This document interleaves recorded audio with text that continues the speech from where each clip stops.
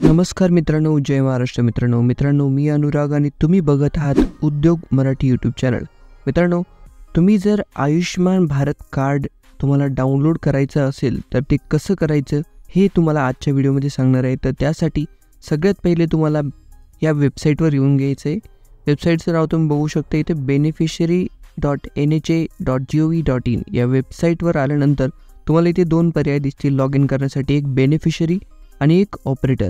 त्यापैकी तुम्हाला एक ऑपरेटर हे फक्त तुमचे जे CSC चालक आहेत किंवा आशा आहेत, अंगणवाडी सेविका आहेत ते इथे लॉग इन करू शकतात। बाकी तुम्ही नॉर्मल असाल तर तुम्हाला इथे बेनिफिशरीवर क्लिक करायचं आहे। इथे तुम्ही तुमचा मोबाईल नंबर टाका। मोबाईल नंबर टाकल्यानंतर इथे व्हेरीफाय ऑप्शनवर क्लिक करा। त्याच्यानंतर तुम्ही इथे बघू शकता तुमच्या मोबाईल नंबरवर एक OTP सेंड झालेला आहे। आता तो जो OTP आलेला आहे तो तुम्ही इथे एंटर करा। त्याच्यानंतर खाली दिलेला हा कॅप्चा आहे तसा टाकून कॅपिटल स्मॉल जसं असेल तसे लॉग इन या ऑप्शनवर क्लिक करा।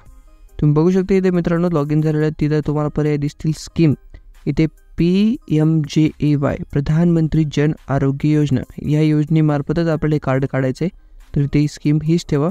त्याच्यानंतर स्टेटमध्ये तुमचं जे पण काही राज्य आहे तुम्ही ते सिलेक्ट करून घ्या। आपलं महाराष्ट्र आहे, महाराष्ट्र सिलेक्ट करतो। त्याच्यानंतर तुम्हाला इथे परत एकदा सब स्कीम निवडायची आहे, तर PMJAY ही स्कीम तुम्हाला सब स्कीममध्ये निवडायची आहे। तर त्याच्या ठिकाणी पुढे गेले तर तुम्हाला डिस्ट्रिक्ट निवडा आणि शेवटी तुम्हाला 4 ऑप्शन दिसतील। फॅमिली ID टाकून तुम्ही सर्च करू शकता किंवा आधार नंबर तुमचं नाव टाकून पण आणि तुमचा PMJAY ID टाकून पण सर्च करू शकता। पण आपण सगळ्यात पहिले आधार नंबर टाकून सोपी पद्धत आहे, तर इथे सर्च करूया। आधार नंबर टाका तुमचा। आधार नंबर टाकल्यानंतर सर्च ऑप्शनवर क्लिक करा। इथे बघू शकता तुम्ही तुमचे फॅमिलीमधले सगळे नावं तुम्ही इथे चेक करू शकता।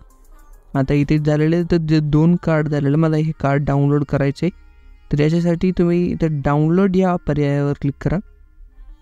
डाउनलोड केल्यावर नंतर इथे व्हेरीफाय करावं लागेल तुम्हाला। तुझ्या जो आधार कार्डला जो मोबाईल नंबर लिंक आहे त्याच्यावर OTP जाईल, त्याच्यासाठी व्हेरीफायवर क्लिक करा।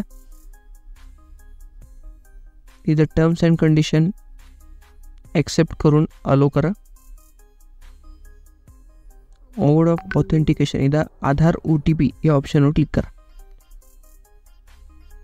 मित्रांनो तुम्ही बघू शकता तुमच्या आधार कार्डवर एक OTP गेला आहे, तर तो OTP तुम्हाला टाकायचा आहे आणि जो तुम्ही पहिल्यांदा लॉग इन करताना जो नंबर दिला होता त्याच्यावर एक OTP गेला असेल तोही इथे एंटर करा, ऑथेंटिकेट करा।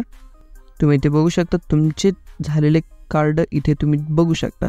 एकाच टायमाला तुम्ही दोन्हीही कार्ड डाउनलोड करू शकता। फॅमिलीमध्ये जेवढे पण कार्ड आहे ते एकाच वेळेस डाउनलोड करू शकता, पण मला एकच करायचं तर मी इथे एकवर क्लिक करतो आणि खाली लगेच तुम्ही बघू शकता तिथे डाउनलोडचा ऑप्शन येतो